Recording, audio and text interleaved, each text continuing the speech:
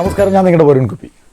Triangular ബാൻഡേജുമായി ബന്ധപ്പെട്ട എൻ്റെ ആദ്യ വീഡിയോയിൽ നിങ്ങൾ ട്രയാങ്കുലർ ബാൻഡേജ് ഉപയോഗിച്ച് തലയിലും അതുപോലെ നമ്മുടെ നെറ്റിത്തടത്തിലൊക്കെ മുറിവ് വന്നാൽ എങ്ങനെ ബാൻഡേജ് ചെയ്യാമെന്ന് പഠിച്ചു.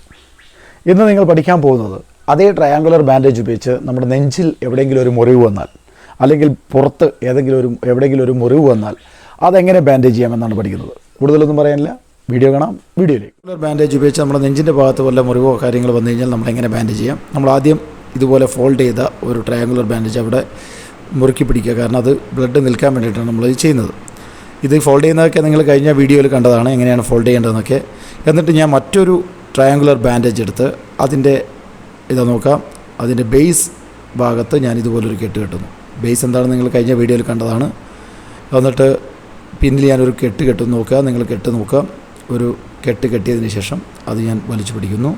എന്നിട്ട് ഇതിൻ്റെ ഭാഗത്തുള്ള അപ്പെക്സ് ഭാഗം, നമ്മൾ അപ്പെക്സ് ഭാഗം നേരെ മുകളിലേക്ക് വലിക്കുന്നു.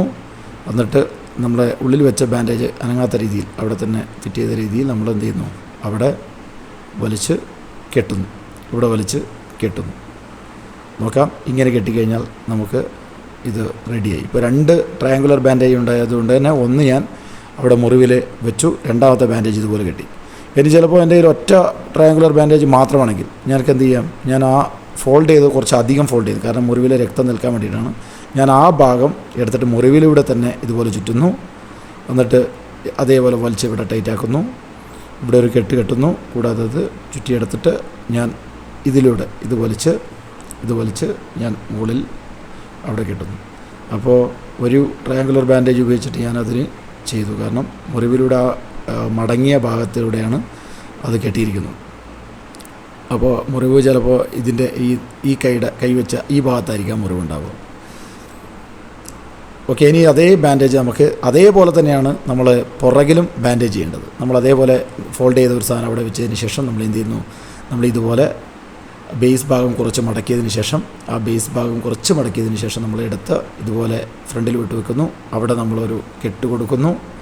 കെട്ട് കൊടുത്തതിന് ശേഷം നമ്മൾ മുകളിലേക്ക്, ചിലപ്പോൾ ഇതിൻ്റെ 2 അറ്റവും മുകളിലേക്ക് കിട്ടണമെന്നില്ല. അങ്ങനെയാണെങ്കിൽ ഒരറ്റം മാത്രം മുകളിലേക്ക് എടുക്കുക, മറ്റേ അറ്റം അവിടെ ആ കെട്ടിൻ്റെ അകത്ത് തിരികെ വെക്കുക. എന്നിട്ടിത് ഇവിടെ കെട്ടുക. ഇവിടെ നമ്മളത് കെട്ടുക. നോക്കാം, നിങ്ങൾ കാണാം. കെട്ടിയതിന് ശേഷം കെട്ടിയതിന് ശേഷം നോക്കാം, തിരിഞ്ഞു നിന്ന് കഴിഞ്ഞാൽ കാണാം ഇത് നമ്മൾ നേരത്തെ ഫ്രണ്ടിൽ നെഞ്ചിലോ അല്ലെങ്കിൽ പുറത്തോ ഒരു മുറിവ് വന്നു കഴിഞ്ഞാൽ ട്രയാങ്കുലർ ബാൻഡേജ് ഉപയോഗിച്ച് എങ്ങനെ അത് ബാൻഡേജ് ചെയ്യാമെന്ന് നിങ്ങൾ പഠിച്ചു. നിങ്ങളുടെ വിലയേറിയ നിർദ്ദേശങ്ങൾ താഴെ കമൻറ്റ് രൂപത്തിൽ ഞാൻ പ്രതീക്ഷിക്കുന്നു. ഇഷ്ടമായാൽ ലൈക്ക് ചെയ്യുക. കൂടാതെ നിങ്ങൾ ഈ ചാനൽ ആദ്യമായിട്ടാണ് കാണുന്നതെങ്കിൽ ദയവ് ചെയ്ത് ആ സബ്സ്ക്രൈബ് ബട്ടണും അതുപോലെ ബെൽ ബട്ടണും അമർത്തുക. ഇതുപോലുള്ള സേഫ്റ്റി ടിപ്പുകളും റെസ്ക്യൂ ടെക്നിക്കുകളും റെസ്ക്യൂ വർക്കുകളും അതുപോലെ സോഫ്റ്റ് സ്കിൽ ഡെവലപ്മെൻറ്റുമായിട്ട് ബന്ധപ്പെട്ട വീഡിയോകളും കാണാൻ നിങ്ങൾ ഈ ചാനൽ സന്ദർശിക്കുക. വീഡിയോ ഉണ്ടായി നന്ദി. Thank you very much. Have A nice day.